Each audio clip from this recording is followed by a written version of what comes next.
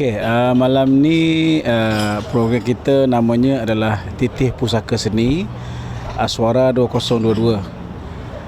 Program Titih Pusaka Seni ini adalah satu program yang kita cuba mengangkat kesedaran melalui pendekatan editourism dan edutainment, membawa masyarakat kepada menjaga warisan seni budaya kita. Titih Pusaka Seni itu sendiri adalah satu sebagai amanat, sebagai arahan yang harus kita jaga, yang kita jangan tinggalkan daripada nenek moyang kita. Dalam konteks ini contoh daripada guru, daripada adik guru, maha guru kita yang tinggal kepada kita. Titih adalah jangan tinggal, arahkan. Itulah, so maknanya kita generasi hari ini jangan tinggal lah, kita kena bawa amanat ini sampai bila-bila. Generasi kita, generasi seterusnya dan seterusnya.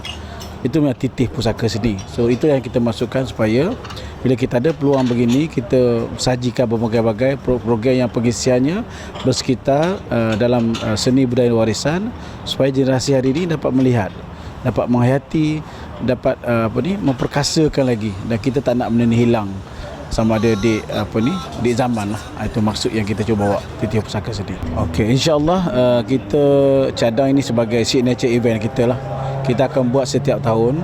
Sebenarnya program ini bukan dirancang tahun ni sebenarnya lagi. Kita rancang 2019 lagi. Cuma pada masa itu kita punya kertas kerja diluluskan. Nak dibuat pada tahun 2020.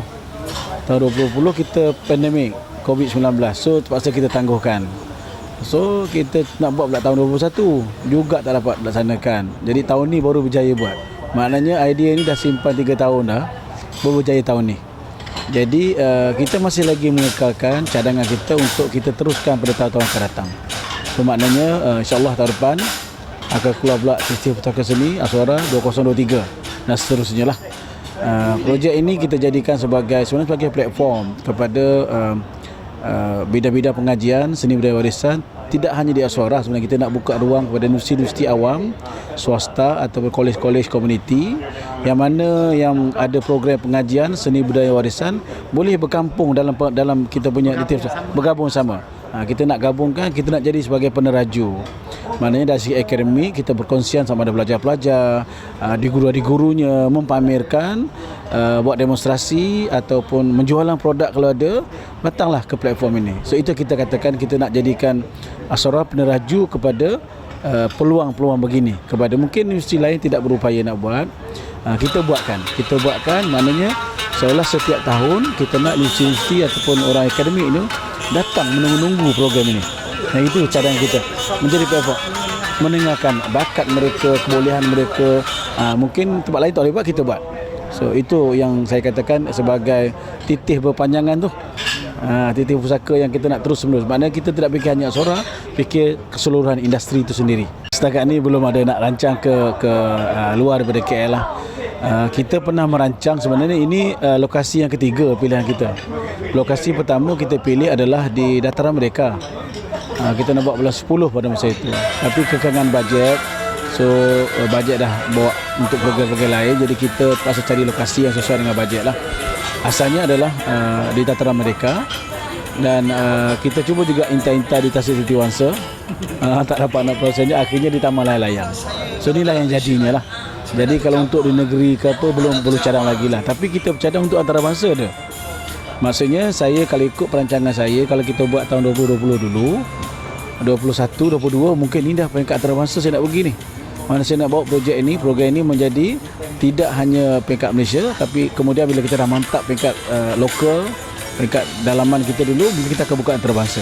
Itu cadangan kita. So mungkin akan ada besok Titih Pusaka Seni International lah, peringkat antarabangsa lah. Ya, memang sangat-sangat saya ucap terima kasih kepada tenaga kuat dalam menjalankan projek ini. Adalah sebenarnya kita, fakulti saya sebagai Rustia lah, sebab kertas kerja asalnya saya yang buat. Jadi sebagai Rustia, fakulti saya, Fakulti Pengurusan Seni Budaya dan Warisan. Tapi untuk menjayakan acara ini bukan fakulti saya, kita jadikan ini Aswara punya projek. Semua Rustia saja dari fakulti saya, tapi yang menjayakan seluruh fakulti pusat jabatan di Aswara, termasuk pentadbirannya. Kita ada 22 jawatan kuasa yang merancang projek ini, yang melaksanakan, menjayakan projek ini. So mana bukan fakulti pengurusan. Fakulti pengurusan hanya orang perantaraan saja yang memulakan langkah, tapi menjayakan semua fakulti ada peranan masing-masing untuk memastikan benda ini mantap. So itulah kita katakan ini kelebihan pada Aswara lah. Jadi mungkin Aswara ni kita ke semua fakulti kita, ialah fakulti seni budaya warisan, semua ada kemahiran masing-masing.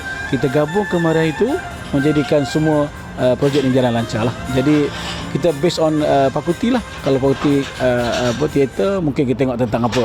So tadi tengok apa. So kita gabungkan akhirnya kita dapat 22 jatuh kuasa untuk menggerakkan perancangan. Kita baru selesai program convocation Aswara 27 hari bulan, 10 hari bulan lagi projek besar lagi. So agak mantap kita punya kerja ni. Memang agak inilah semua orang masih kata orang baru habis satu projek besar, nak buat projek besar lagi. Tapi oleh kerana kita ramai, kita kemahiran kita tinggi dan kita gerakkan student, pelajar, alumni kita, kaki tangan kita, dan kita boleh buat. Alhamdulillah kita berjaya buat. Walaupun baru habis projek besar 27 bulan, 10 hari bulan lagi besar lagi, buat di Padang lagi, alhamdulillah kita berjaya.